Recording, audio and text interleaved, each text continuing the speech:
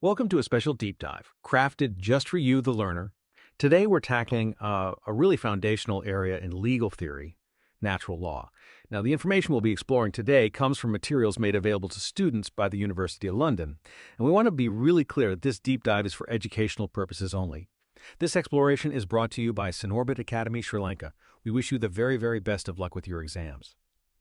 So, natural law, this idea that law and morality have this deep connection. What does that actually mean? And well, why should you care as you study? Exactly. It's fundamental. Think of it like this. For, centuries, people have been asking, are there underlying principles, of fairness, of right conduct that should shape our human-made laws? That's really the heart of natural law. So today, our journey, we'll look at where this idea started, how key figures developed it, and how it's still debated today. Really debated. We'll start way back in ancient Greece and Rome, then look at the huge influence of Aquinas, and then jump to modern takes from thinkers like Finis and Fuller. And we have to touch on the opposing view, of course, legal positivism. Ultimately, understanding natural law, it gives you this powerful lens for analyzing any legal system and for thinking critically about justice, about obedience. Really important stuff. Okay, so let's go back. Ancient Greece and Rome. Now, the term natural law itself, it sounds like physics, doesn't it? Laws of nature, gravity. But it's not that. Not at all, is it? No, that's a really key distinction to make right at the start. Originally, it was much more like a moral theory, a way of thinking about how we humans, using our reason, maybe sometimes revelation, could figure out right action, how to act rightly. Right, a moral compass. Yeah. And then this idea of moral rightness, it naturally connects to rulers, to lawmakers. Precisely. It shaped the whole idea of just governance. What does it mean to rule justly? Over time, natural law started to narrow its focus, concentrating more on the moral underpinnings of, human-made law, positive law. And why did this thinking emerge then? Well, think about different cultures interacting more. Trade, conflict, they needed some common ground for rules, something beyond just local customs or traditions, moving beyond, this is just how we do things. Okay, so who were the key figures back then? You had Plato, who believed philosophers could grasp the true form of justice. Aristotle, he focused on man's telos, our purpose, being social, political, seeking knowledge. That's how we flourish. And the Stoics, they put a huge emphasis on reason as the way to discover universal principles of right conduct. Right, reason is the key. And this leads to something called the jus gentium. That sounds important. Very important. It started quite practically, actually, just a simplified version of Roman law for dealing with foreigners, non-citizens. But it evolved. It became this idea of a higher legal order, almost like an early international law, really. And it was grounded in these philosophical ideas about universal reason and justice. Okay, so if you have these universal principles, how do you use them? How do they judge the actual laws of specific societies? That seems like the next logical question. Exactly. And that's still a core question for natural law today. It leads to this, quite extreme view sometimes. Lex injusta non est lex. An unjust law is not a law at all. Right. Think of a really outrageous example. A law saying you must kill your firstborn child. According to this extreme natural law view, that's not just a wicked law. It fundamentally lacks the character of law. It's not law, period. Wow, okay. But then you have the other side, the positivists. Yes, the positivist counter-argument. They'd say, look, if that law was passed according to the correct procedures of that society's legal system, then unfortunately it is a law. A terribly wicked law, yes. One we probably have a moral duty to disobey, but its wickedness doesn't strip it of its status as law within that system. So it's still legally valid, just morally reprehensible. In the positivist view, yes. Which means the challenge for modern natural lawyers, the task, really, is finding a more subtle, a more plausible connection between law and morality. Something more than just saying unjust law isn't law. How do you show a deeper link? Right, because just saying a law is bad, positivists can agree with that too. You need something more fundamental. Exactly. Which brings us nicely to the medieval period and Thomas Aquinas, a giant figure.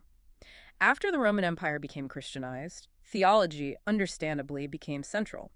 Aquinas did something remarkable. He took those classical natural law ideas from Aristotle, the Stoics, and integrated them into Christian theology. And his key idea there? A really important principle. God's grace perfects human nature. It doesn't abolish it. Grace builds on reason, on our natural inclinations. Okay. And he laid out different orders of law, didn't he? 4 types. That's right, a 4-part framework, useful for structuring your thinking. First, Eternal law. This is God's divine reason, the plan governing the entire universe.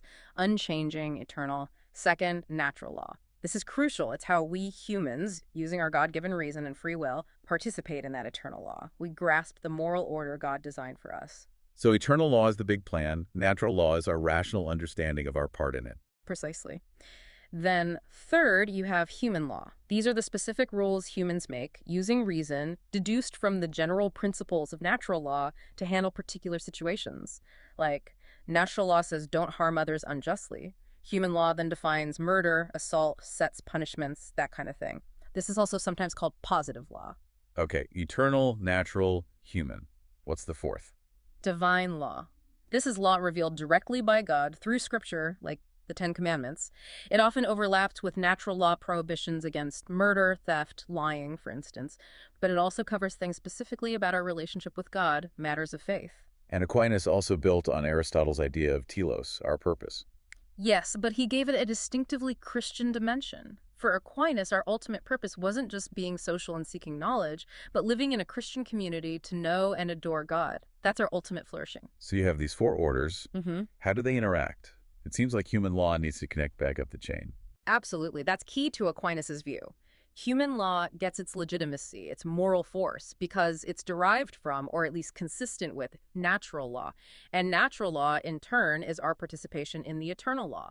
Divine law provides direct revelation, often reinforcing what reason tells us through natural law. Let's try and apply this, maybe make it clearer for exam revision. Take the law against rape.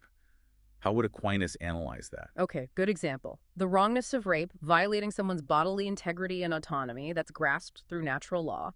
It's fundamentally contrary to human good. It's also condemned in divine law, explicitly in Scripture. The specific legal definitions, the rules about consent, evidence, procedures, the penalties, those are human law. Human reason, determining how best to implement the natural law principle in society. Okay, that makes sense. What about something like, say, the law of wills, leaving property after death? Well, the underlying idea of caring for one's dependents, ensuring they're provided for, you could argue that aligns with natural law principles of responsibility and community. Maybe even find some support in divine law regarding family duties. Historically, of course, wills were heavily influenced by church or canon law, but the specific formalities, how many witnesses you need, does it have to be written, signed in a certain way, that's clearly human law. It's a determination of how to achieve that general aim. Determination. We'll come back to that word. What about taxation? Taxation, well, you could make an abstract link. Natural law suggests we need communities to flourish, and communities need resources. So contributing to the common good via taxes might be seen as a natural duty. But the specific tax rates, the income thresholds, VAT versus income tax, how the money is spent, that's undeniably human law. Governments deciding the specifics. So you mentioned determination. Aquinas talks about how natural law becomes human law. Right? This seems crucial. Absolutely crucial. He identifies two main ways this happens. First, sometimes human laws are direct logical deductions from natural law precepts. Like, if natural law says, do no harm, then a law prohibiting murder is a direct conclusion.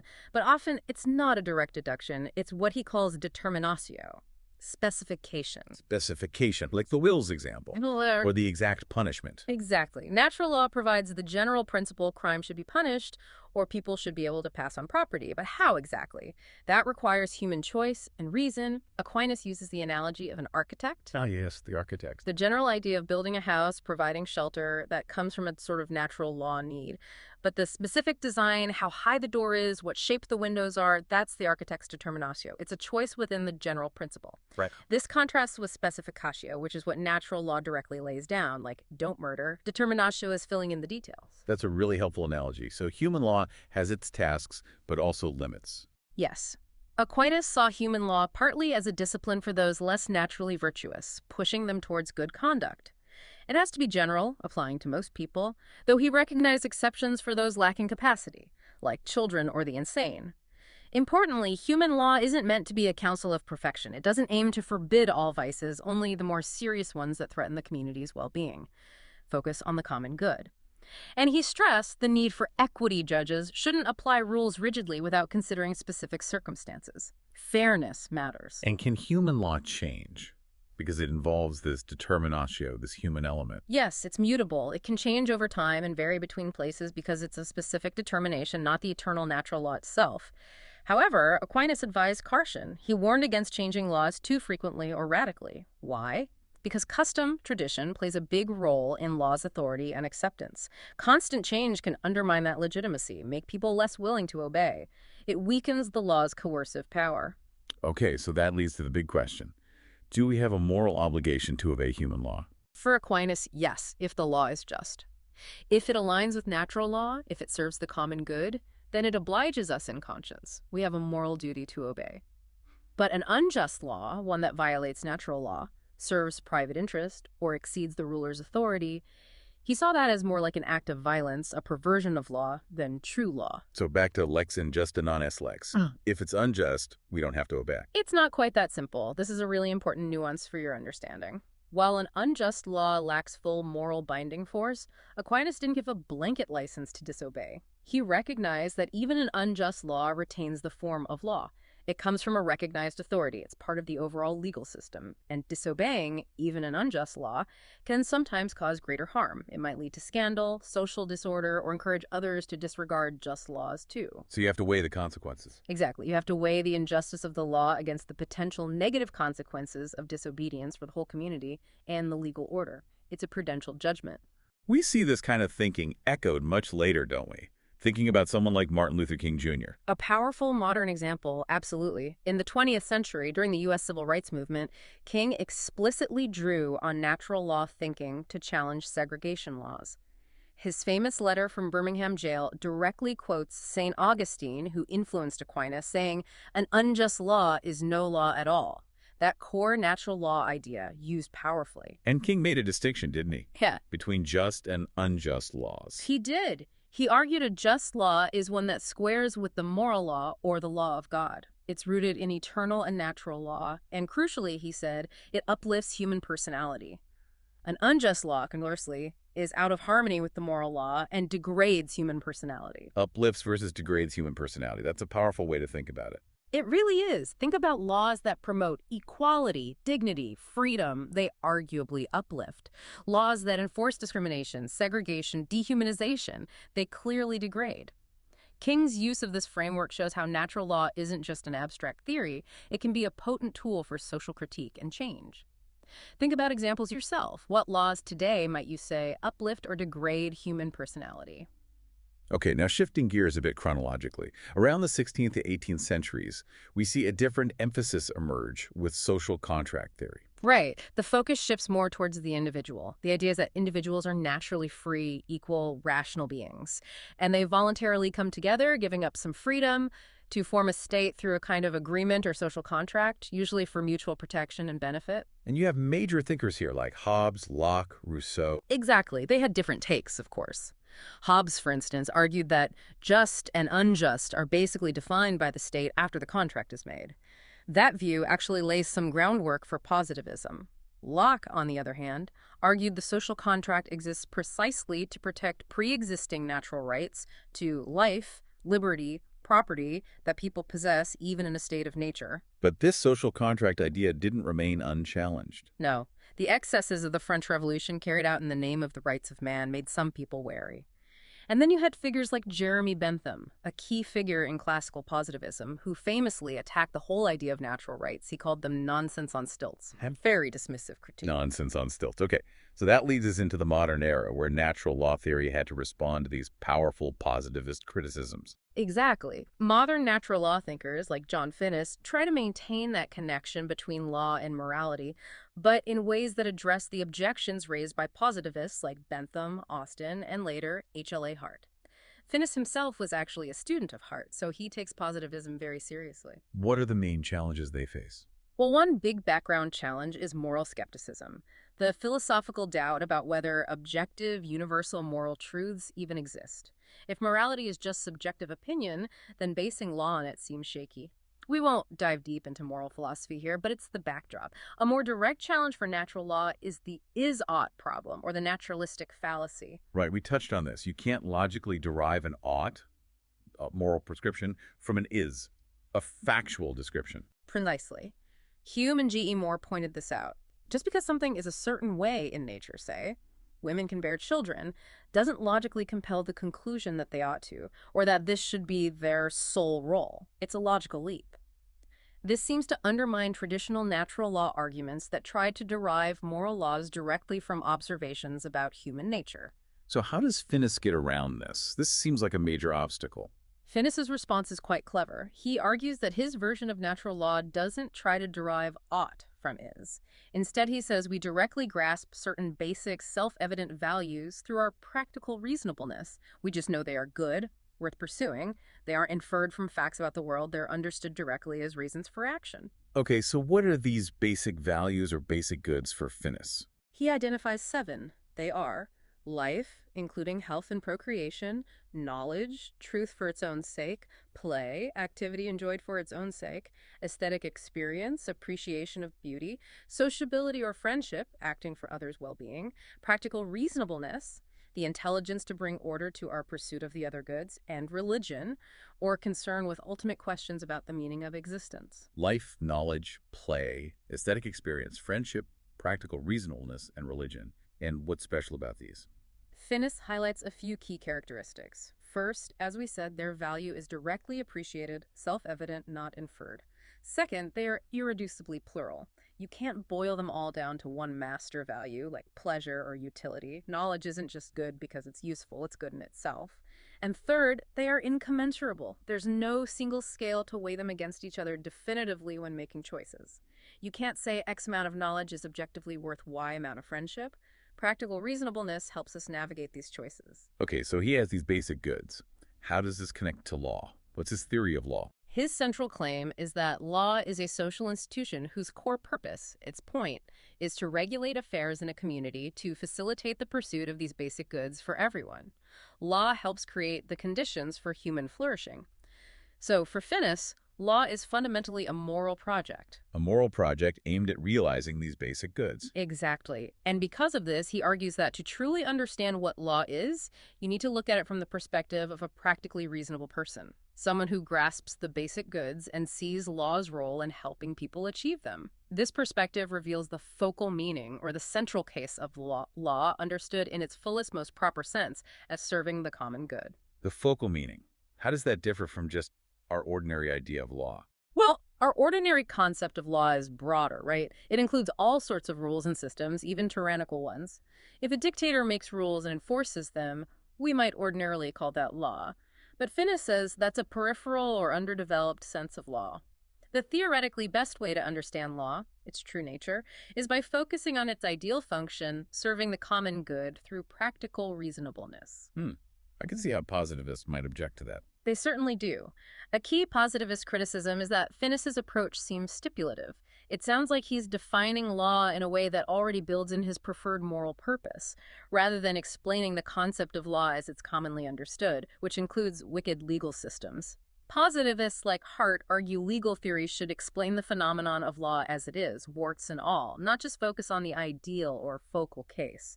They might say Finnis is changing the subject from legal theory to moral philosophy. Okay, that's a clear point of contention. Now, what about the other major modern natural law theorist you mentioned, Lon Fuller? His approach is different, isn't it? Very different, yes. Fuller doesn't start with basic goods or overarching moral principles like Finnis. Instead, he focuses on what he calls the inner morality of law.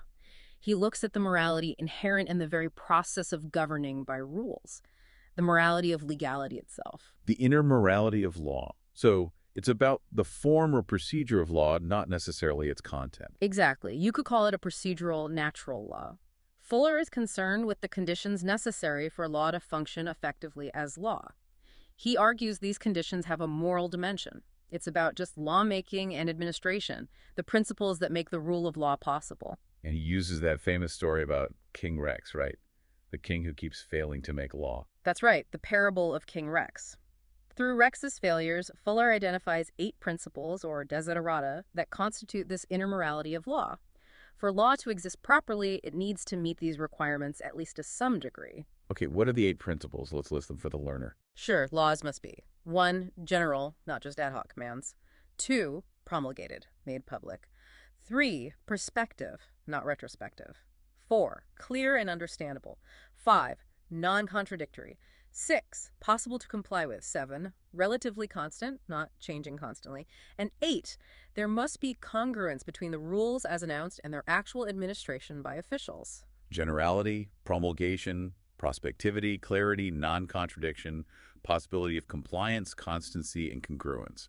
Okay, so the question is, do these principles really capture the morality of law? Or are they just principles of effective management? That's the million-dollar question, and precisely Hart's criticism. Hart argued Fuller confuses efficiency or purpose of activity with morality. Hart used the analogy of poisoning. There are principles for effective poisoning. Use the right dose, don't get caught, but that doesn't make poisoning moral. Similarly, Hart argued, Fuller's principles are just about making law effective, whether for good or evil ends. A wicked dictator could follow Fuller's principles to run an efficient, oppressive regime. But is there a counter to that? Yeah. Does failing these principles have moral implications? Well, you could argue that consistently failing Fuller's principles leads to profound unfairness. Think about secret laws or retrospective laws punishing past actions, or laws that are impossible to obey, or officials ignoring the rules. These seem inherently unfair. They violate principles of procedural justice, like the right to a fair hearing, audi alteram partem. So maybe there is a moral dimension to these procedural requirements. Perhaps creating a system of rules inherently brings certain moral commitments with it. It's an ongoing debate, then. Does the structure of law itself impose some minimum moral content or standard? Exactly. The connection between law and morality remains one of the most vast and contested questions in Western legal and political philosophy. And as you, the learner, continue your studies, you'll delve deeper into this with theorists like Hart, who argues for the separation of law and morals, and others like Dworkin, who argues for a different kind of connection. And remember, Finnis and Fuller aren't the only modern natural lawyers, though they are key figures often focused on in courses. Okay, this is incredibly helpful. Now, focusing specifically on exam success for the learner, what are the key elements of a good answer in this area? Right, exam tips. First, structure is vital. Start with an impactful opening that directly addresses the question. Don't just waffle. The main body needs to be argumentative. Give reasons for your claims, support them with reference to the theorists we've discussed, show you understand the nuances, and conclude neatly. Don't just repeat your introduction. Offer a summary or a final thought that synthesizes your argument. And what qualities make an answer stand out? Several things. Demonstrating clear knowledge, obviously, but also showing independent thought, your own critical engagement with the ideas. The ability to argue persuasively, crucially cross-referencing, connect ideas between different thinkers and different topics, show abstract thinking. And use examples. Connect the theories to real life, maybe even judicial decisions if relevant. It brings the abstract ideas down to earth. Good advice. Could we maybe look at a couple of typical exam questions to illustrate? Sure. Here's one. Natural law theory has been associated with both revolutionary challenges to authority and conservative defenses of the status quo. Explain why this might be the case, and discuss whether this apparent contradiction undermines the plausibility of natural law. For that, you'd discuss the concept of a higher law and how different groups with different moral views can appeal to it either to condemn existing laws, revolutionary, or to justify them, conservative. You'd weigh whether this flexibility is a strength or a weakness. Okay, and another. How about? Critically assess the claim that natural law theory is of purely historical interest and has little relevance to contemporary legal systems. Here, you'd obviously bring in Finnis and Fuller as examples of modern relevance. You discuss their responses to positivism, the ongoing debates about law and morality, maybe touch on challenges like moral relativism, and revisit that is-ought problem or naturalistic fallacy, have modern theories overcome it. Excellent examples. Finally, then, a self-check for you, the learner. Before you feel ready to move on from this topic, ask yourself, can you explain the ancient roots of natural law in Greece and Rome? Can you outline its core ideas? can you clearly describe Aquinas' theory, the four orders of law, telos, specificatio, determinatio, the obligation to obey? Can you explain Finnis's approach? The basic goods, practical reasonableness, the focal concept of law. Can you articulate Fuller's inner morality of law and his 8 principles? And importantly, can you critically evaluate these theories? Can you discuss their strengths and weaknesses, especially in light of the challenges from legal positivism? If you can confidently answer yes to those, you're in good shape. So, to wrap up this deep dive, we've journeyed from ancient Greece right through to contemporary debates. We've seen how natural law, in its various forms, consistently argues for a fundamental link between law and morality, although, as we've stressed, the nature and strength of that link are fiercely debated. And for you, the learner, understanding these different perspectives is just invaluable. It equips you with critical tools. Tools to analyze legal systems, to engage with those deep questions about justice, about why we obey the law, or when perhaps we shouldn't. And maybe a final thought to leave you with as you move forward in your studies. In our modern world with such diverse moral beliefs, such pluralism, can a concept like natural law, which seems to rely on shared values, still provide a truly meaningful basis for evaluating our human-made laws? Something to ponder. Indeed. Remember, this exploration has been purely for educational purposes, based on materials from the University of London, and it was brought to you by Sinorbit Academy, Sri Lanka. Once again, we wish you the very best of luck with your exams.